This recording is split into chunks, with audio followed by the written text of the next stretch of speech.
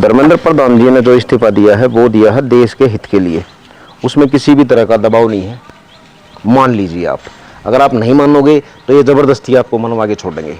इन्होंने अपने सारे ग्रुप एक्टिव कर दिए हैं, पूरी बीजेपी एक्टिव हो गई है कि भाई मानना पड़ेगा। देखो इस्तीफा दे दिया, लेकिन ये ज़बरदस्ती नहीं दिया है, ना किसी के दबाव में दिया है।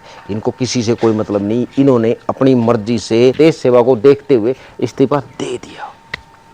कल को अगर मान लीजिए गडकरी साहब भी इस्तीफा दे देते हैं पेट्रोल के लिए, तो उसको भी मानिए कि देश सेवा उनके दिमाग में आ गई, आपकी भलाई चाहते हैं। अभी आपकी भलाई नहीं चाह रहे हो, अभी इस्तीफा नहीं दे रहे तो आपकी भलाई नहीं चाह रहे। कल को मान लीजिए मोदी जी भी इस्तीफा दे देते हैं या इस तरह की कोई गतिविधि करते हैं, तो आप ये समझिए कि इसमें इनकी देशभक्ति है। सब कुछ देशभक्ति है इन्हीं के पास। हमको और आपको तो देशभक्ति का पता भी नहीं है, देशभक्ति होती क्या है। हम तो बेवकूफ़ आदमी है ना, आम आदमी, कीड़े मकोड़े। लेकिन अभी चारों तरफ माहौल ऐसा बनाया जा रहा है कि इस्तीफा दिया है देशभक्ति के लिए, देश सेवा के लिए, देश की भलाई देखते हुए, युवाओं की भलाई देखते हुए। ये पब्लिक ने नहीं मानी ये बात, तो भाई ये ज़बरदस्ती मनवाएंगे। मंच पे, चौराहे पे, आंदोलन में, सड़क रोकने में, अपनी हाजिरी लगाने में, अपने नंबर बनाने में सारी बीजेपी और अंधभगत टूट पड़ी है कि नंबर किस तरह बनाए जाए।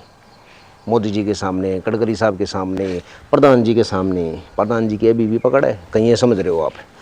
तो आम आदमी को सिर्फ मेरी एक छोटी सी राय है, हिंदू, मुस्लिम, सिख, ईसाई, भारत का कोई भी हो, वो मान लीजिए कि ये ज़बरदस्ती कुछ भी नहीं हुआ है, इन्होंने अपनी मर्जी से किया है।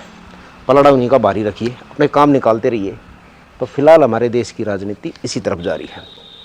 आपके बच्चों के स्कूल बंद करवा के, आपके बच्चों की नेट की परीक्षा लीक करवा के, आपको रोजगार से बिल्कुल वंचित करके, कोसों दूर करके, और अपने बच्चों के लिए विदेश में सेटअप जमा रहे हैं, अपने बच्चों के लिए यहाँ पे लाखों करोड़ों अरबों करोड़ों का बिजनेस सेट कर रहे हैं। तो इसमें भी जरूर कुछ ना कुछ देशभक्ति होगी, और ये अंधभगत इसको साबित भी कर देंगे। तो भाई अंधभक्तों की इतनी मेहनत मत कराओ, इतनी एक्सरसाइज ठीक नहीं है। मैं आपको बताता हूँ, रहम कीजिए अंधभक्तों पर, और आप मान लीजिए कि हाँ यार ये सब कुछ देशभक्ति के लिए हो रहा है, और अव्वल हो तुम गलत हो ही नहीं, तो तभी कुछ शांति हो सकती है। वरना ज़बरदस्ती की ये देशभक्ति थोपी जरूर जाएगी आप पे। जंतर मंतर पे जितने भी बच्चे थे, पढ़े लिखे थे, अनपढ़ थे, गंवार थे, क्या थे, उसको छोड़ दीजिए एक साइड में। वो कौन से राज्य से आए थे, उनकी मांग क्या थी, भूल जाइए उस चीज़ को भी। वो सब आतंकवादी थे, जिहादी थे, ये भी मान लीजिए। ये भी आपको ज़बरदस्ती बिल्कुल मनवा के छोड़ देंगे ये, तो आप अपने आप मान लोगे तो भाई बढ़िया बात है। वरना इनकी देखो ट्रेनिंग इस हिसाब की हो रही है, पीढ़ियों की ट्रेनिंग हो रही है इनकी। ये मत समझिए कि अंधभगत आपको सिर्फ एक ही पीढ़ी में तैयार मिल जाएगा, जी नहीं, सालों लगते हैं इसमें, पीढ़ियाँ खप जाती है एक अंधभगत तैयार होने के लिए।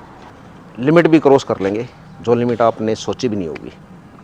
तो इसमें सीधा सा सिंपल सा एक तरीका है बस आपके पास, कि आप मान लीजिए, करिए कुछ भी जो आपको करना है। आपको जैन जी का आंदोलन करना है, करिए।